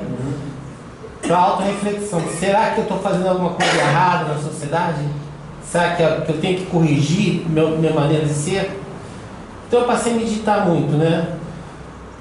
Passei uma experiência espiritual nessa casa aqui, em 81. Não gostaria de falar o assunto, mas algumas pessoas sabem, né? E depois dessa experiência que eu tive nessa casa aqui, na sala de passe, que é onde eu dormia, eu passei a mudar meu modo de pensar. Fiquei mais meditativo, fiquei mais pensativo. Aí eu procurei explicação em várias maneiras. Então tentei várias religiões. Fui na Umbanda, fui na evangélica, fui na católica, procurei em casas de espíritas. Hoje em dia estou mais enraizado na doutrina ramatiziana, né? Por duas maneiras. Uma que ele explica o fenômeno que eu passei aqui em 82, em 81, e outra porque eu tenho compaixão aos seres infelizes que são os animais. Então a gente tem que amar. Eu aprendi que se a gente não ama, para a gente ser amado pelo que torna a Supremo Deus, a gente tem que ser simples com os pequenos. Mas eu ainda estou primitivo em algumas coisas, porque ainda estou comendo bicho. E a Ramatiz ele prega a não dor, nada de geração de dor, né? Então, quando uma vez eu tentei fazer uma viagem astral na Pedra da Gávea, em 2016, em plena Olimpíada, que eu ia fazer isso, quando eu vim aqui assistir as Olimpíadas, chegou 3 seres iluminados e me impediram de eu ir para a Pedra da Gávea. Falaram, não sobe a Pedra da Gávea porque você está em um momento triste. Só vai quando você estiver feliz para fazer projeção astral. Só que seria uma projeção astral sem volta. Aí eu fui perguntar nas casas espíritas, perguntei em várias casas. Uma delas deu uma colocação, a IEV deu uma colocação que isso é suicídio, e a Tupiara, a presidente da Tupiara me colocou que é ascensão. Só que o problema todo é a minha ligação com a minha mãe biológica. Ela vai estar aqui em novembro, né, daqui a um tempo. E o problema é minha única preocupação toda é com a minha mãe biológica, porque eu não tenho filho, não tenho esposa, não tenho nada, e eu gostaria muito de conhecer outros lugares, não só o mundo, mas também outras esferas acima dessa. Talvez seja uma ambição minha, pode ser uma ambição minha, mas a CVV, eu já conversei várias vezes em 2016 sobre esse assunto, que eu comecei, né? E eu desejei, já com 45 anos de carnavais, que eu tenho 45 anos, eu já desejei não ter mais filhos, não ter mais família. Desejei não querer ter mais, né? Agora, tem um lapso que contradiz isso. Diz assim, você tem duas escolhas. Ou você monta uma casa ramatiziana, ou você... Se não montar a casa ramatiziana com o sistema que eu tenho de projetos que eles passaram mediunicamente, se não fizer isso, você tem autorização a fazer essa projeção astral sem volta. O que seria? Uma nave ectoplasmática de quinta dimensão puxar nosso perispírito para um corpo de quinta dimensão, que seria um corpo de um avatar de quinta dimensão.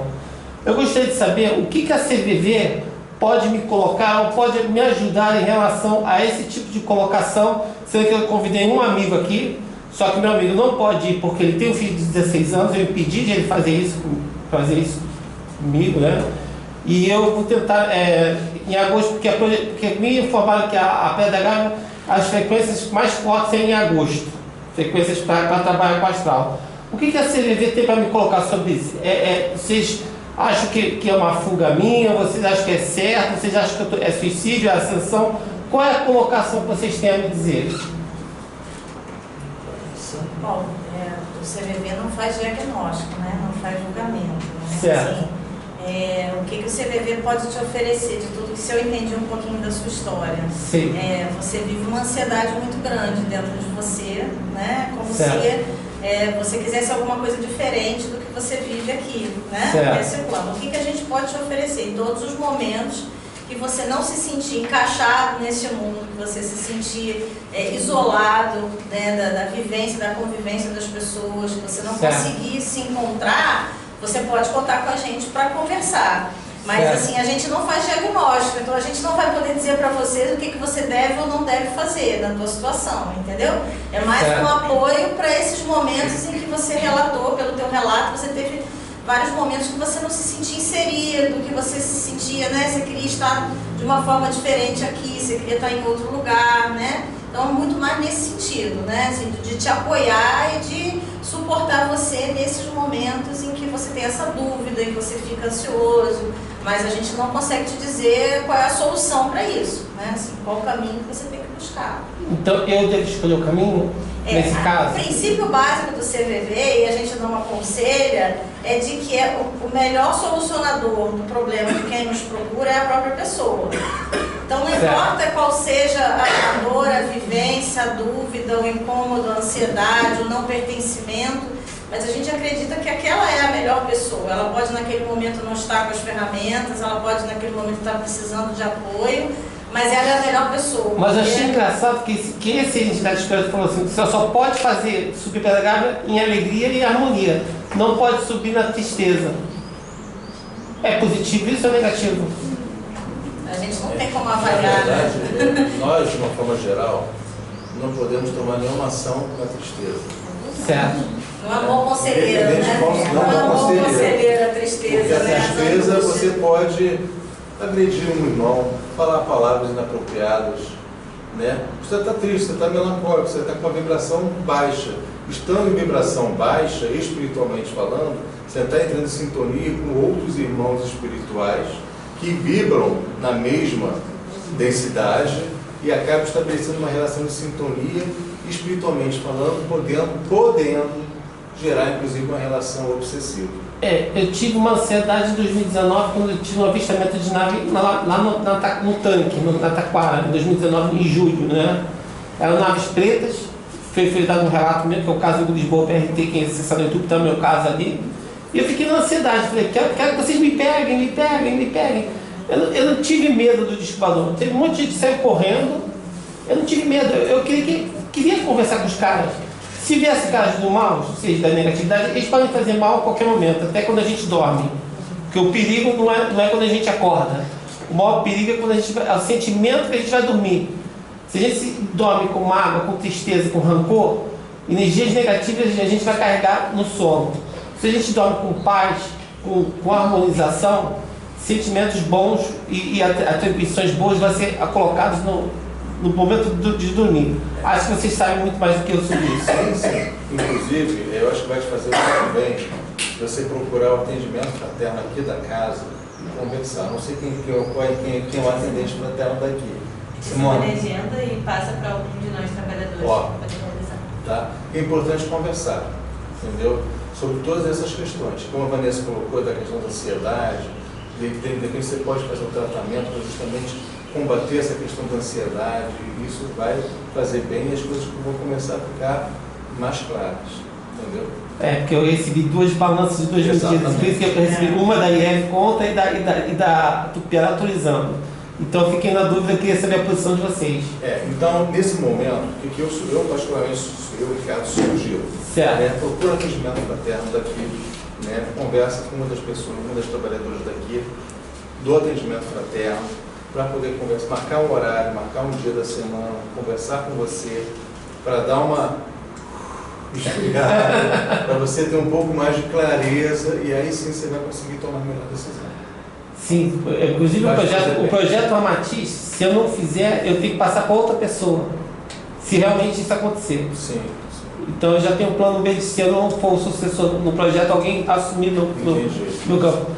Você acha que eu estou sendo um pouco egoísta com a sociedade, um pouco egoísta com a minha mãe, com a minha família? Absolutamente, não. O que você tem que manter nesse momento é a calma e a tranquilidade necessárias para poder tomar a melhor decisão. Certo. Vamos prosseguir. Próxima pergunta para a Vanessa. Tem um amigo que já tentou suicídio. Hoje ele parece bem, mas como fica família e amigos com essa tensão de que pode tentar de novo? Acho que vai muito do que ela comentou. O CVV ou a terapia, o CVV ou a terapia podem ajudar quem está em volta do potencial suicida? Sim, não só através do atendimento, né? Porque às vezes a pessoa liga e pergunta pra gente assim, mas o que eu faço? Como é que eu lido, né? E aí a gente não sabe nem se aquela é toda verdade, se contou todos os fatos, a gente foca na pessoa que ligou. Então eu imagino quanto tá difícil para você ter que lidar com essa situação, você gostaria de estar ajudando mais, você gostaria, né, de estar o tempo todo com a pessoa e você não pode, então a gente volta para essa pessoa. Quando que a gente foca na família, no papel da família? É na pós-venção ou naquela situação do grupo que eu comentei, né? Que aí a gente consegue fazer esse trabalho de mediação, né? Nesse grupo a gente conta com a ajuda de psicólogos, né? É o momento em que o CVV trabalha em conjunto com a competência dos psicólogos, e aí a gente consegue fazer esse trabalho de apoio e até ajudar a família como ela pode lidar com isso sem o julgamento, sem a raiva, né? Sem as dificuldades que a gente sabe que existem, né? Então, pode ser a ligação para quem está lidando ou pode ser buscando esse grupo de apoio também. Poderia complementar? Quer dizer que terapia é sempre importante. Sim. Em qualquer circunstância, né? Mesmo eu não estando adoecido, não tendo ideação suicida, mas é autoconhecimento. Eu só vou me conhecer quando eu me abrir para outra pessoa olhar para mim. Até um exemplo desse, lá no consultório, uma pessoa comentando a respeito do irmão dessa pessoa. Não, mas o fulano não faz isso. Eu falei, por quê? Não, porque eu conheço ele. Aí eu brinquei, você se conhece por acaso? Se você nem se conhece, você vai conhecer o outro. E a terapia é um processo de autoconhecimento. Então, isso com certeza ajudaria tanto a pessoa que tentou o suicídio, como o familiar, até para aprender a conviver com isso e entender o que eu falei com alguém aqui, acho que foi com você, do limite, dos nossos limites. Tem um local, até um ponto eu posso ir. A partir dali não tem mais. Eu tenho, ou nós temos, o livre-arbítrio para fazer o que quisermos. É claro que a gente pode ajudar, deve ajudar, mas tem um ponto que não tem como você intervir. Então, isso já aconteceu comigo. Uma jovem de consultório ter suicidado. Então, você vai trabalhando e chega um ponto que não. E aí a gente precisa trazer também o aspecto espiritual. Porque essas pessoas, via de regra, por favor, não estou colocando aqui uma regra, tá? Normalmente, elas foram suicidas em outras vezes. Sim. Elas já trazem essa ideação. Dona Ivone, né? É isso que eu lembrava. Quem leu os livros da Dona Ivone, chamado O Drama da Bretanha, Cavaleiro de Lumière e Voragem do Pecado. São 3 livros dela, que ela narra suicídios. Ela só não diz que é dela, a gente sabe que é dela, mas ela narra suicídios que é dela. Ela reencarnou, suicidou várias vezes. E nessa ela veio tratar suicida. Ela escreveu um livro, Memória de um Suicida, que é um clássico, um livro interessantíssimo, e ajudar milhares de pessoas, muitas pessoas já me disseram, eu não me suicidei porque eu li o livro da Dona Ivone.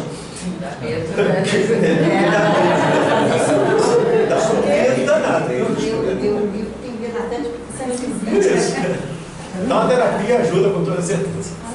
De uma forma geral, pessoal, precisamos estar atentos àquelas pessoas que nos cercam, sejam familiares, colegas de trabalho, trabalhadores da casa espírita ou de qualquer religião. Muitos deles podem estar precisando de ajuda e muitas das vezes nós somos aquele veículo para aliviar uma dor, aliviar um sofrimento. Certa vez eu fui fazer um estudo numa casa espírita, não tinha muita gente.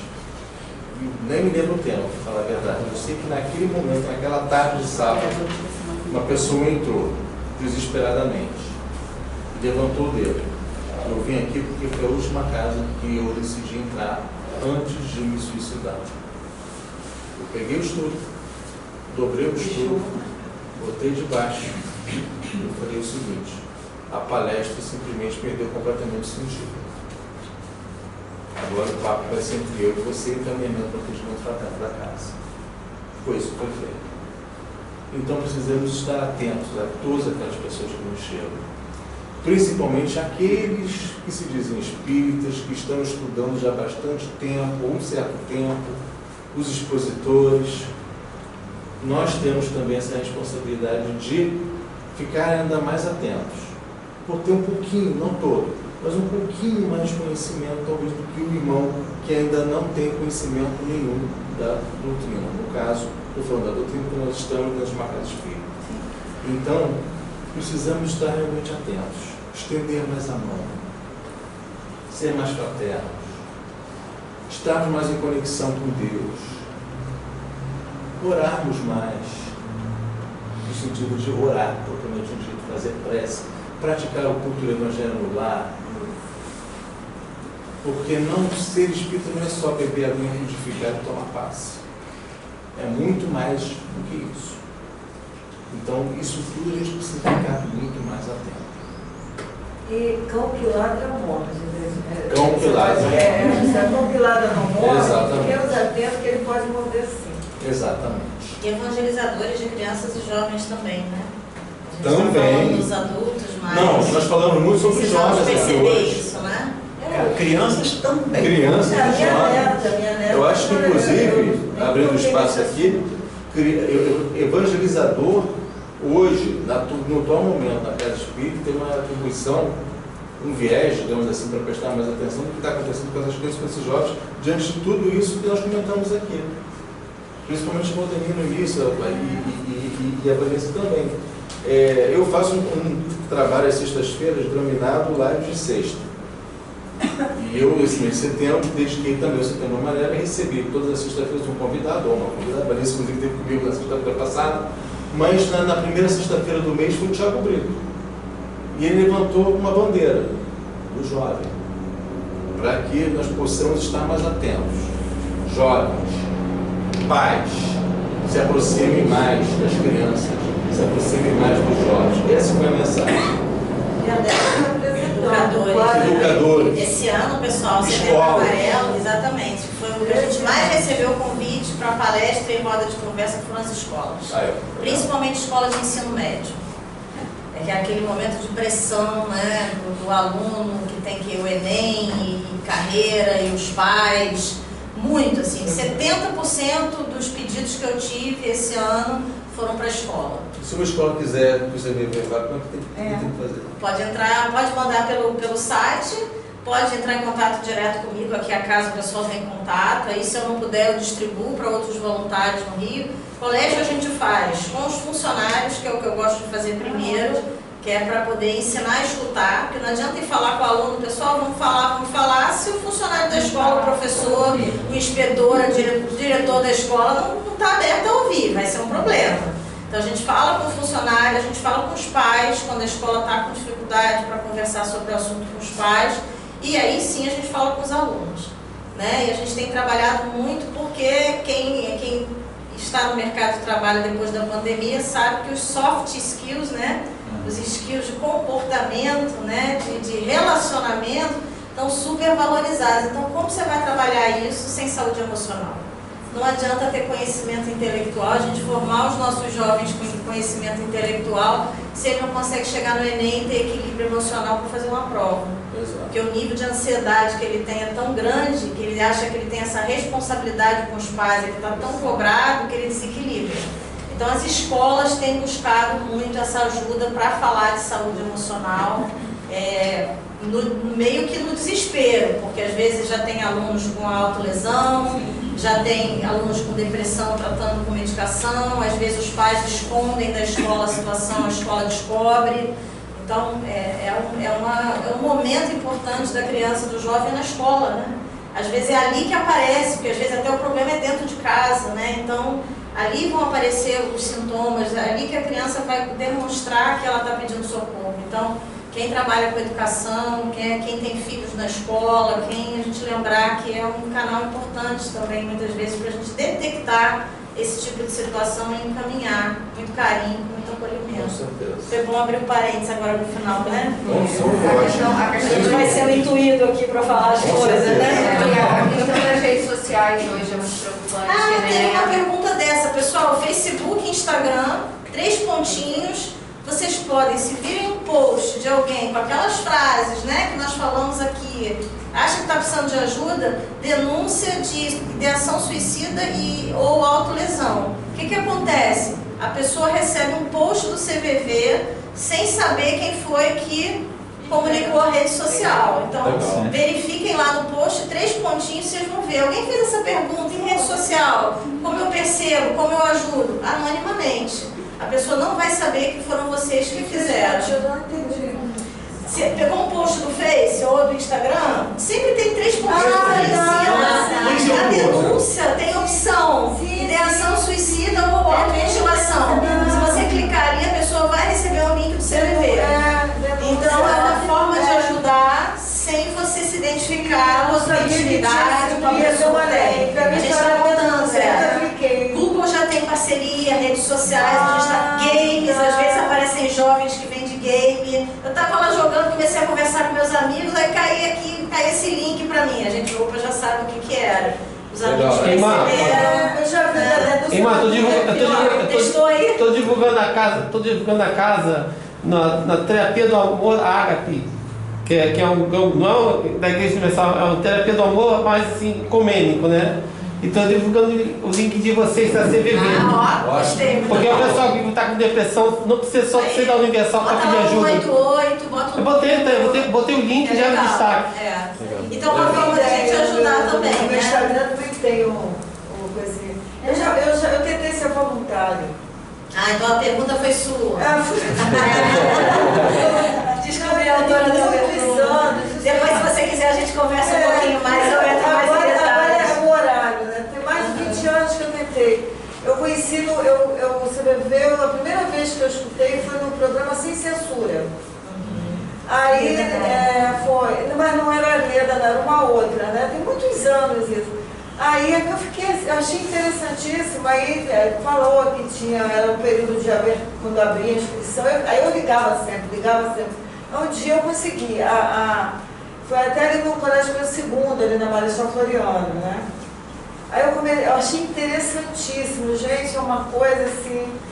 E o que eu achei interessante foi a responsabilidade. Eu me senti, eu sou uma pessoa de alma livre, eu não sou uma pessoa da minha alma. Eu senti uma liberdade ali incrível, inclusive de autoeliminação, que fui eu que desisti por causa do horário, porque eu tenho dificuldade com o horário.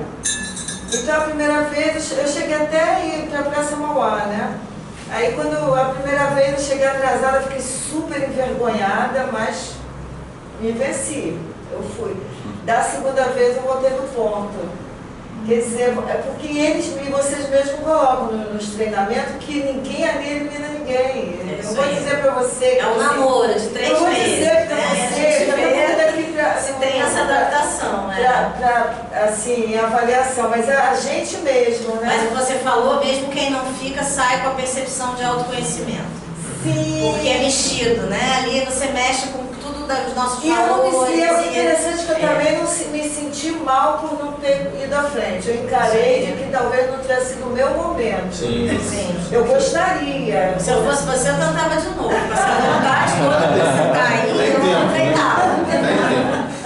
Gente, perceberam que a roda foi bem dinâmica. Foi tão dinâmica, mas tão dinâmica que eu não conseguia nem chegar na primeira A gente já parou. Não tem problema. A gente só que a roda foi caminhando sozinha. Mas a gente responde para vocês que mandaram a pergunta por Isso tudo é pergunta. Isso tudo é pergunta. Gente, como é que vocês vão responder isso?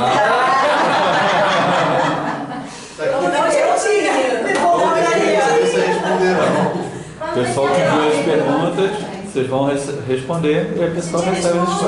Com certeza.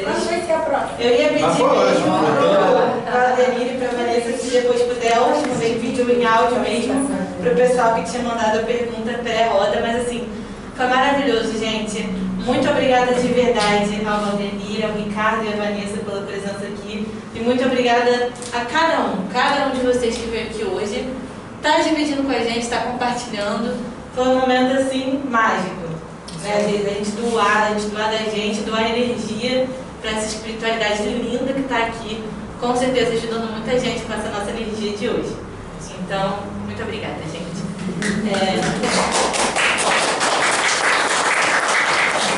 Vou chamar agora os trabalhadores, porque a gente vai fazer assim. A gente vai ter o nosso passe coletivo aqui. Não sei se maravilhoso de palmas. Porque... Se materializou na fora. Vou dar... Só para lembrar, gente, dia 4 de outubro, que é sem ser essa terça-feira que a outra, nós vamos ter uma roda de conversa presencial, porque excepcionalmente o Bechara, para quem conhece, para quem faz o curso da Apometria com Greg, ele vai estar aqui no Rio de Janeiro.